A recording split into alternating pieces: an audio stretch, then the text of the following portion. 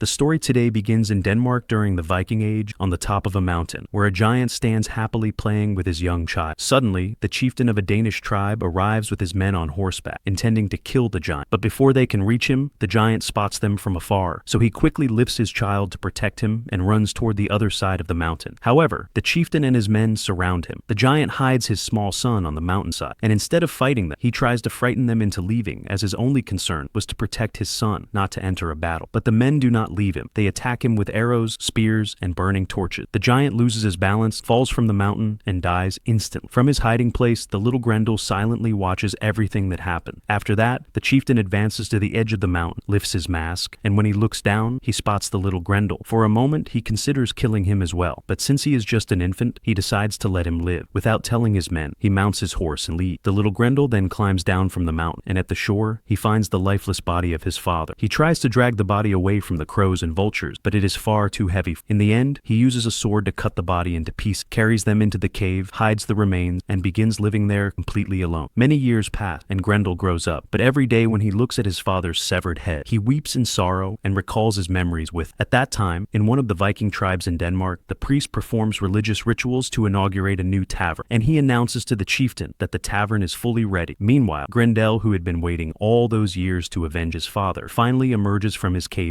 While some Viking warriors are celebrating inside the tavern, Grendel arrives and attacks the guard outside, smashing his head, then enters the tavern and slaughters all the Vikings brutally. The next morning, the chieftain arrives with his men at the tavern, and he is shocked by the sight. The corpses of the Viking warriors who had spent the night there are scattered everywhere, all of them killed in a savage manner. The chieftain asks his commander, "Where were you when this happened?" The commander replies, "I was in the village, and some young men stayed here after drinking, but I don't know who killed them so brutally." Strangely, none of the women or elders were harmed. When the chieftain heard this, he began to feel worried. After that, the scene shifts to the land of the Viking, where they are led by their chieftain Leo, a famous Viking warrior there. As usual, they set sail on their ships for raids and plunder, but during their journey, the freezing cold forces them to stop near Denmark. That night, the Danish chieftain goes with his guard near the mountain and calls out, challenging Grendel. As he takes a few steps forward, Grendel suddenly appears from behind him, strikes the guard on the head, and kills him instantly. From afar, the chieftain sees this, and he charges at him with his sword, but before he can reach him, Grendel escaped. The chieftain could not understand why Grendel never fought him direct, but only killed his guards before fleeing each time. The next morning, the entire tribe gathers at the site of the killing. The chieftain's wife says, "Many of our Viking men have been killed, so what will happen to their widows now? If this continues, the village will be left with only widows." The chieftain had no answer or solution, so he remained silent in shame. At that point, his wife goes to Lena, a woman who lives alone outside the village on the mountain, and asks her, "Can you see death before it comes? Then tell me, will my husband die in the same way?" Lena replies, "You all banished me from the community and called me corrupt, and now you come to ask for my help?" The chieftain's wife responds, "What happened to you was not because of me." Lena says, "That does not matter. As for your husband, he will not die at the hands of Grendel." The chieftain's wife hears and quietly returns to her home. At that time, Leo was steering his ship with his men, approaching the settlement where the Danish tribe lived. When a Danish knight saw them, he warned them, saying, "This land also belongs to the Viking, and if you came here to raid, then please leave immediately." Leo replied, "I am Leo, the famous Viking warrior. We are on a journey and only wish to rest here for a few days. We have no plans for a raid." The soldier said, "We have heard much about you. Come, and I will take you to meet our chieftain." Indeed, Leo and his men meet the chieftain. The chieftain is delighted to see him and says, "The last time I met your father, you were still a child, but now you have grown and become a great warrior." Leo nods in agreement. That night, the chieftain held a great feast in the tavern in honor of Leo and his men, and even the chieftain's wife served them drinks during the banquet. Leo, noticing the many widows and the absence of men, asked about it. The chieftain explained that Grendel had been attacking for many nights, killing the warriors of the tribe. When Leo heard this, he declared that if Grendel truly came every night, then he and his men would stay after the celebration and wait for him. The feast ended, and the villagers went back to their homes, while Leo and his warriors remained in the tavern with a few of the tribes. At midnight, Grendel appeared outside, sniffing around the place, testing the air near the door, as if to sense who was inside. The Vikings realized he had come, and they prepared themselves. But Grendel did not enter. He struck the door with a heavy blow, creating a commotion, and when the warriors rushed outside, he was already gone, vanishing into the dark. The next morning, the chieftain remarked how strange it was that no one had been killed. Leo explained that Grendel had indeed come to the door, but chose not to fight. He only caused a disturbance and left. Determined, Leo took some of his men and a few tribesmen to search the hills for Grendel, but after scouring the land, they found nothing and returned to the village. Later, Leo went alone to visit Lena, who lived by the mountain outside the village. He asked her if it was true that she could see death before it came. She admitted it was true, and also that she had heard of his fame as a warrior. Leo, cold and direct, demanded to know how how many would die in the war with Grendel, and whether Grendel himself would fall, because he needed that knowledge to protect his people. Lena told him she was not one of his people. She confessed that when she was a child, the chieftain's nephew had dragged her into disgrace, and ever since she had been an outcast. As for his question, she revealed that in her visions, Grendel would indeed be killed, but many Vikings would also die, and the land would drown in blood. To her, this was nothing more than the punishment the villagers deserved for what they had once done to Grendel. Leo, unsettled, asked her why she spoke this way. She replied that it was because of the tribe's cruelty to Grendel in the past, and warned him to keep away from them. Soon, some of Leo's men came searching for him, reminding him that night was falling and they had to be ready. Before leaving, Leo asked the chieftain privately whether Grendel had ever harmed women, children, or the old. The chieftain replied that he only killed men. Leo reflected aloud that this meant Grendel was clever, perhaps even disciplined. The chieftain, startled, accused him of praising the beast, but Leo said he was not praising, only searching for the reason why Grendel killed men and never attacked the others. The chieftain then recalled that 20 years earlier, a troll had been killed, its origin unknown, and no troll had been seen since. He added politely that if Leo was afraid, he need not fight that, but Leo stayed. He and his men again waited in the tavern. When the sounds of Grendel's approach came, they rushed outside, swords drawn, only to find nothing. Disheartened, they returned inside. While unseen, Grendel slipped back into the night and returned to his lair. The next day, Leo went once more to Lena. He demanded to know how Grendel could be killed. She told him coldly that he should take his men and go home, but Leo insisted that before leaving, he must know how the tribe could be freed from Grendel. Reluctantly, she went inside and cast her bone of prophecy. Before she could answer, Grendel's presence was felt outside. Leo rushed out, and when Grendel saw him, he ran. Leo mounted his horse and gave chase, following him up the mountain. Lena followed as well, and saw them face each other. Leo shouted a challenge, demanding to know why Grendel always ran and never fought. This time, Grendel spoke in his own tongue. Lena, understanding him, translated for Leo. Grendel said that neither Leo nor his men suffocated, for they had never wronged him, and that was why he did not attack them directly. Leo was stunned. Back at Lena's hut, she explained more. Long ago, the chieftain's nephew had forced her into sin and later died in her bed. The tribe accused her and cast her out. From then on, warriors came every night to abuse her. But since Grendel's arrival, none dared to approach. For that reason, she refused to help kill him, saying he had already suffered too much. When Leo heard this, he went back to the chieftain and repeated Lena's word, explaining that Grendel's vengeance was born from cruelty the tribe itself had inflicted. The chieftain grew uneasy and said they would speak of it later. On his way back, Leo came upon children tormenting a crippled man. He drove them off, but the man told him that his father had once fought Grendel's father, and that was why Grendel had destroyed all the men of his family. The crippled man then offered to show Leo where Grendel lived, so that he and his warriors might finally kill him. When Leo hears that, he sets off with his warriors on the ship toward the mountain where Grendel's cave is located. Accompanied by the disabled man to guide, they reach the shore and climb the mountain until they find the only entrance to the cave. One of the Vikings tries to go down, but his foot slips, so the others quickly pull him back up. After that, none of them dared to enter. Instead, they urinated beside the cave entrance and began returning to their ship. But suddenly, from under the water, Grendel ambushes the Viking who dared to urinate near his cave and tries to kill him. However, his companions attack quickly, forcing Grendel to retreat back into the water, and the Viking escapes death. After that, the group returns to the tavern and waits for Grendel all night, but this time, Grendel does not dare to enter. The next morning, Leo goes out and sees that Grendel has killed the disabled soldier who showed them the way to the cave, and the scene shocks him. At that moment, Leo decides with the Vikings to return to the cave again, but this time, they use ropes to reach the entrance. When they go inside, they find many strange things. Then one of the Vikings breaks the skull of Grendel's father and urinates on it. Grendel was not there at that time, but when he returns and finds his father's skull broken, he immediately understands who entered his cave, and when he sees the insult inflicted upon his father, he burns with fury. That night, while the Vikings are asleep inside the tavern, Grendel attacks them brutally, kills the man who broke his father's skull. At that moment, Leo also begins fighting with Grendel, but it quickly becomes clear that he is much weak. Grendel tries to escape through the roof, but Leo grabs his leg and pulls him down, then wraps a heavy iron chain around his arm. Grendel rages and strikes him, trying to break free, but his hand gets caught in the chain. One of the Vikings shoots an arrow at him, but Grendel throws him away, and before the others can attack, Grendel cuts off his own hand to escape. Grendel runs toward the sea, but he does not get far, collapsing and dying on the shore. Suddenly, his body is pulled away into the sea by an invisible. The next morning, the Vikings mourn their fallen companions and burn their body. Leo turns to the chief and says to him, "You told me only half of the truth, and now that Grendel is dead, tell me everything." The chief confesses that the Vikings had killed a Grendel in the past for no reason, and that what is happening now is the result of their action, as they are all paying the price. At that point, Leo replies, "Because of your thinking, an innocent man was killed, but this Grendel was not like, he never harmed the innocent." When the chief hears hears that, he feels ashamed. That night, the Vikings hang Grendel's severed hand inside the tavern and celebrate, believing that it is all over. After that, most of them return to their homes, while Leo goes to visit Lena. She tells him, "As I told you, Grendel is gone, but you still carry other wounds that you will suffer from." Then she reveals her past. Years ago, Grendel came and approached her only once, but afterward, he never touched her again. Strangely, the Viking stopped harassing her after his appearance. She also says he was not evil, but burdened by the pains of his child. And during their conversation, feelings begin to grow between Leo and Lena. At midnight, Grendel's mother storms into the village, killing the priest on her way, then enters the tavern and slaughters all the Vikings inside, taking with her her son's severed hand. The next morning, a little boy quietly approaches Lena, and she asks him to stay silent. Then she quietly walks away with. Meanwhile, the Vikings believe Grendel is still alive and responsible for the new massacre, so they go out to hunt. On the seashore, they find the severed head of one of their companions. Leo's suspicion grows that Grendel may still be alive, so he runs alone to the cave and dives into the water. Inside, he finds Grendel's corpse lying on a rock, but before he can approach, his mother surprises him, attacks from behind, and strangles him. Leo manages to grab a stone and strike her head, then takes his sword and kills her. At that moment, the little boy arrives holding a sword in his hand and sees the scene. Leo realizes the truth. The boy is none other than the son of Lena and Grendel. He drops his weapon and does not harm him. Afterwards, Leo returns to the tribe and tells the chief that he is leaving. Grendel and his mother are truly dead. Before leaving, he meets Lena one last time and warns her that if people find out that Grendel has a son, they will kill both of them. She answers calmly that this secret will remain between the two of them only. In the end, Leo builds graves for Grendel and his mother outside Lena's hut, while Grendel's son stands from a distance watching everything with tears in his eyes. Afterwards, Leo departs with his warriors, returning to Jutland. And here ends our story for today. Stay tuned for new movie recap.